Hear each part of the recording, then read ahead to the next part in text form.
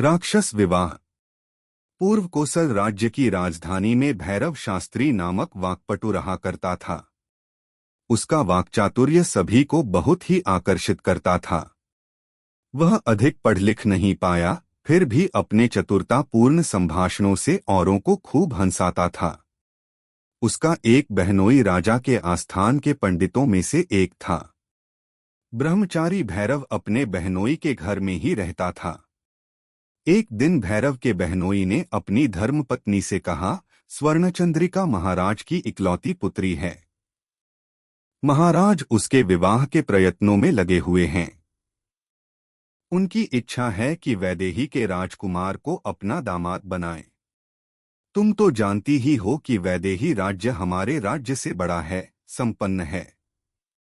अतः उन्हें संदेह है कि उस राज्य के राजा इस विवाह के लिए सम्मत होगे अथवा नहीं। भैरव शास्त्री की दीदी ने कहा, भला क्यों सम्मत नहीं होगे? इसमें संदेह के लिए कोई गुंजाइश ही नहीं। अपने भाई भैरव को वहां भेजूंगी तो अपने वाक्चातुर्य, चमत्कार पूर्ण संभाषणों तथा हास्यपूर्ण शब्दों का धड़ाधड़ उपयोग करके सूर्यास्त के पहले ही उन्हें विवाह के लिए मना लेगा।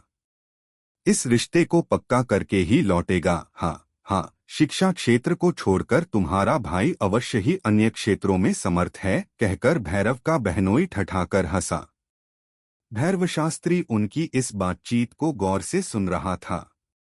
मन ही मन उसने ठान लिया कि वैदेही जाऊंगा और इस कार्य में सफल होकर ही लौटूंगा।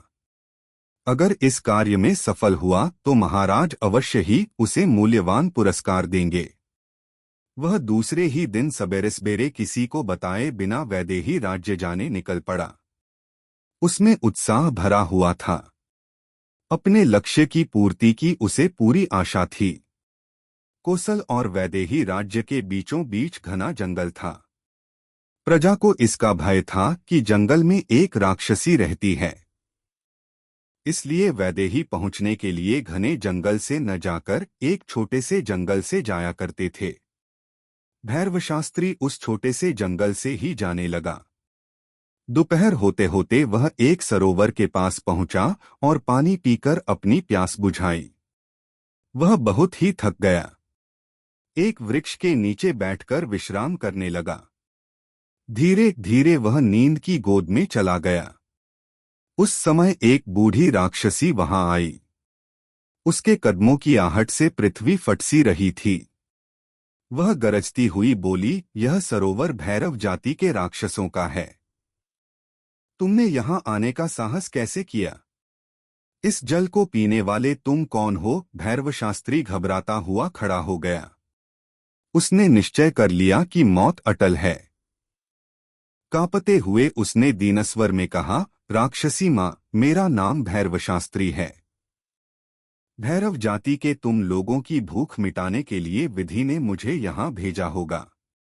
पूर्व जन्म में हम दोनों का एक ही गोत्र रहा होगा। तुम तो इस सत्य से परिचित ही होगी कि स्वगोत्र के लोगों का मांस खाना निषिद्ध है। पंडितों ने भी बारंबार अपने शास्त्रों में इस सत्य को दोहराया है। उसकी इन बातों को सुनकर बूढ़ी राक्षसी जोर से हंस पड़ी और जोरों से तालियां बजाने भैरव शास्त्री की दीदी ने कहा, भला क्यों सम्मत नहीं देगे? इसमें संदेह के लिए कोई गुंजाइश ही नहीं। अपने भाई भैरव को वहां भेजूंगी तो अपने वाक चातुर्य, चमत्कार पूर्ण संभाषणों तथा हास्यपूर्ण शब्दों का धड़ाधड़ उपयोग करके सूर्यास्त के पहले ही उन्हें विवाह के लिए मना लेगा। इस रिश्ते को पक्का करके ही लौटेगा। लगी। दूसरे ही क्षण एक युवती राक्षसी झाड़ियों के पीछे से आगे आई। उसने भैरव शास्त्री को गौर से देखा। फिर उसने अपनी माँ से कहा, माँ, मैं पहले ही तुमसे कह चुकी। हम जब भैरव घाटियों में थे तब भिल्ल जाति की स्त्री से हमने जंतुओं के मांस को पकाना ही सीखा। मनुष्य के मांस को पकाने की पद्धति मैं नहीं जानती। युवती राक्षसी की बातों को सुनते हुए भैरव शास्त्री को एक उपाय सूझा। उसने प्रशंसाभरे नेत्रों से युवती राक्षसी को देखते हुए कहा, रूपरंग की बात भूल जाओ। तुम्हारी बेटी की सुंदरता के सामने गंधर्व कन्याओं की सुंदरता भी कुछ है नहीं। अपना क्या नाम बताया? अभी शादी हुई नहीं होगी न, इस आशा में उसने ये बातें की कि शायद मौत टल जाए। नाम है चतुर सुंदरी। इसकी शादी की गड़बड़ी के कारण ही हम उन घाटियों को छोड़कर यहाँ चली आईं। वहाँ के युवक राक्षस आपस में यह कहकर झगड़ते रहते थे कि चतुर सुंदरी मेरी है, मेरी होकर ही रहेगी। इस विषय को लेकर वे परस्पर लड़ते भी रहते थे। उनसे बचने के लिए हम यहाँ चुपचाप चली आईं। नहीं तो हमें डर था कि भैरव घाटी की राक्षस जाति का शाश्वत रूप से अंत हो जाएगा, बूढ़ी राक्षसी ने कहा। भैरव शास्त्री ने हाथ जोड़कर आकाश को देखते हुए कहा, आहा, विधि की लीलाएं कोई कैसे जाने। कहकर एक क्षण भर के लिए उसने आंखें बंद कर लीं और फिर आंखें खोलते हुए कहने लगा, हमारी चतुर सुंदरी के लिए योग्य वर यहाँ से कोस भर की दूरी लगी। दूसरे ही क्षण एक युवती राक्षसी झाड़ियों के पीछे से आगे आई। उसने भैरव शास्त्री को गौर से देखा। फिर उसने अपनी माँ से कहा, माँ, मैं पहले ही तुमसे कह के घने जंगल में रहती है। तुमने हाँ कह दिया तो मैं उससे भी हाँ कहलवाऊंगा। उसकी बातों पर बेहद खुश होती हुई बूढ़ी राक्षसी ने कहा, अरे ए नर, तुम कितने अच्छे मनुष्य हो। तुमने यह शादी पक्की कर दी तो मैं तुम्हें अनगिनत हीरे जवाहरात दूंगी। तुम्हारे कारण मुझे केवल धन ही प्राप्त नहीं होगा बल्कि यह शादी कराने में सफल हो जाऊंगा तो पुण्य भी प्राप्त होगा। कहता हुआ भैरव शास्त्री वहां से निकल पड़ा। वैदेही राज्य की ओर जाते जाते एक पेड़ के नीचे बैठ गया और गंभीरता से सोचने लगा। थोड़ी देर सोचने विचारने के बाद भैरव शास्त्री एक निर्णय पर पहुंचा। उसे लगा कि कोसल और वैदेही राज्यों के बीच संबंध को जोड़ने का बीड़ा मैंने जो उठाया वह केवल मेरा भ्रम है, दुराशा है। यह असाध्य कार्य है। उसने सोचा, जिस तरह बूढ़ी राक्षस को अपनी चिकनी चुपड़ी बातों से अपने पक्ष में कर लिया, उसी तरह घने जंगल के राक्षस को भी अपना बना लूं, अपनी बातों से उसे भी खुश कर दूं, उसमें भी आशाएं जगाकर विश्वास दिला दूं तो पर्याप्त धन कमा सकता है। वह वहां से उठा और तेजी से घने जंगल में पहुंचा। वहां के राक्षस की गुफा को जानने में उसे कोई कठिनाई नहीं हुई। उस स्थल पर जंतुओं के अस्थिपंजर ढेर के ढेर पड़े हुए थे। उनके बगल में ही बड़ी गुफा थी। भैरव शास्त्री ने अपने इष्ट देव का हृदयपूर्वक स्मरण किया और निर्भीक होकर गुफा के सामने गया। राक्षस खर्टी लेता हुआ गाढ़ी निद्रा में था। भैरव शास्त्री ने ऊंचे स्वर में चिल्लाया, राक्षस प्रभु, मैं भैरव शास्त्री है, आपकी भलाई करने आया हूँ। राक्षस तुरंत उठ बैठा और कहा, मुझ जैसे बड़े राक्षस को नींद से जगाने का तुमने साहस किया। मैं तुम्हारे साहस की दाद देता हूँ। तुम्हारे इस साहस से खुश होकर तुम्हें रत्न, जवाहरात आदि देना चाहता हूँ जो गुफा के एक कोने में पड़े हुए हैं। पर क्या लाभ? इस संपत्ति का उपयोग तुम कर नहीं पाओगे क्योंकि तुम्हारे पास सिर्फ 1 घंटे का समय है। 1 घंटे के बाद तुम इस लोक में नहीं रहोगे, पर लोक चले जाओगे। राक्षस की बातों से भैरव शास्त्री मन ही मन भयभीत तो अवश्य हुआ, पर उस भय को छिपाते हुए उसने कहा, राक्षस प्रभु की प्रशंसा का पात्र बना, यही मेरे लिए बहुत कुछ है। मैं आपका कृतज्ञ हूँ। राक्षस संप्रदाय के अनुसार जो भला करता है उसे हानि पहुंचाना पाप है, आत्मद्रोह है, राक्षस जाति पर कलंक है। आप अभी अभी नींद से जागे, इसलिए यह संप्रदाय सिद्ध सत्य आपके ध्यान में आया नहीं होगा।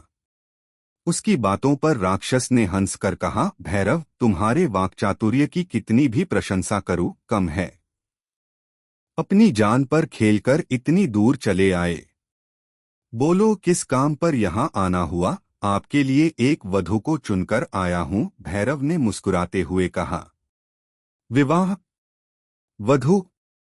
सच बोल रहे हो या मजाक कर रहे हो?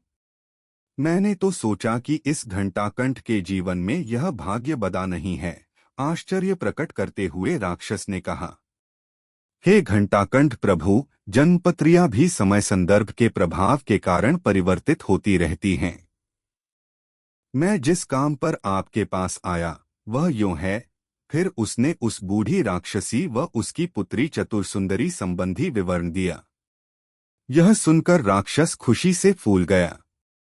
उसने कहा, ओहो, अभी चलो, मेरे कंधों पर चढ़ जाओ, उस जंगल में जल्दी पहुंच जाए। यूं कहकर वह भैरवशास्त्री को ले जाने उतावला होने लगा। भैरवशास्त्री ने अपने दुपट्टे में गुफा के पास पड़े हुए कुछ रत्न डाल लिए और कसकर बांध लिया। वह राक्षस के कंधे पर बैठ गया। अंधेरा छाते छाते वे दोनों उस छोटे जंगल में पहुंचे और उस स्थल पर गए जहां युवती राक्षसी रहती थी। युवक राक्षस घंटाकंठ को आते हुए देखकर युवती राक्षसी चतुरसुंदरी ने अपनी पनी बढ़ी मौं से कहा, अच्छा हुआ दुल्हा अंधेरा छा जाने के पहले ही आ गया, नहीं तो उसके रूप रंग को देखना संभव नहीं हो पाता। इतने में राक्षस और भैरवशास्त्री दोनों वहां आए। चतुरसुंदरी को देखते ही राक्षस ने कहा, वाह, सुंदरता का जीता जागता नमूना है यह, लगती है राक्षस रूप में मोहिनी है। मैं यह शादी करने तैयार है। बूढ़ी राक्षसी ने बेटी से पूछा, कहो तुम्हारी क्या राय है? पति की इच्छा ही पत्नी की भी इच्छा है, कहती हुई चतुरसुंदरी दो पग पीछे गई। बूढ़ी राक्षसी पुत्री के हाथ पकड़कर युवक राक्षस के पास ले आई और उसके हाथ घंटाकंठ के हाथों में रख दिए। पाणिग्रहण हो गया। समझ लीजिए विवाह संपन्न हो ही गया, कहकर ताली बजाते हुए भैरवशास्त्री ने बूढ़ी राक्षसी से कहा, माँ राक्षसी, मेरे पुरस्कार की बात कहीं भूल तो नहीं गई? भला कैसे भूलूंगी, कहती हुई बूढ़ी राक्षसी ने हीरे, रत्न, जवाहरातों की एक गठरी उसे दी। राक्षस की रत्नों की गठरी भैरवशास्त्री ने एक भुजा में लटका ली और दूसरी भुजा में बूढ़ी राक्षसी की दी हुई गठरी लटका ली। उसने हाथ जोड़कर उन दोनों को नमस्कार किया और सिर उठाकर आकाश को देखते हुए राक्षस से कहा, राक्षस प्रभु, आप अभी अकेले नहीं हैं, गृहस्थ हैं। मैं जानता है कि यह रहस्य बताकर मैं राजद्रोह कर रहा है, पर आपको बताना मेरा धर्म है। हमारे राज्य में स्थित घने जंगल में आप जंतुओं को ही नहीं, मानवों को भी विशृंखल होकर मार रहे हैं और खा रहे हैं। यह बात हमारे राजा को मालूम हो गई। वे आपको मार डालने के लिए बड़ी सेना को लेकर आ रहे हैं।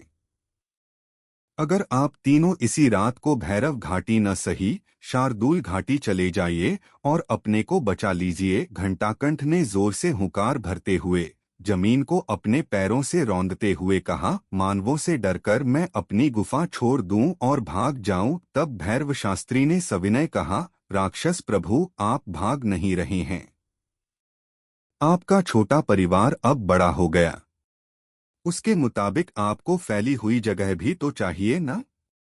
वह गुफा आपके पारिवारिक जीवन के लिए काफी नहीं होगी।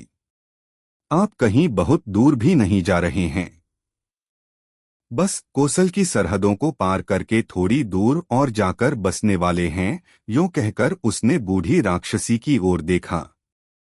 बूढ़ी राक्षसी ने कहा, भैरव की सलाह सही है, चलिए यहां से। वे तीनों वहां से निकल पड़े। बेटी और दामाद बूढ़ी राक्षसी के पीछे पीछे गए। अपनी भुजाओं पर लटकती हुई गठरियों के वजन के कारण हुंफते हुए भैरवशास्त्री अपने आप कहने लगा, दारिद्र्य ही भार नहीं है, कभी कभी धनभार भी मनुष्य को थका देता है। यूं कहकर मुस्कुराता हुआ अपने नगर की ओर चला।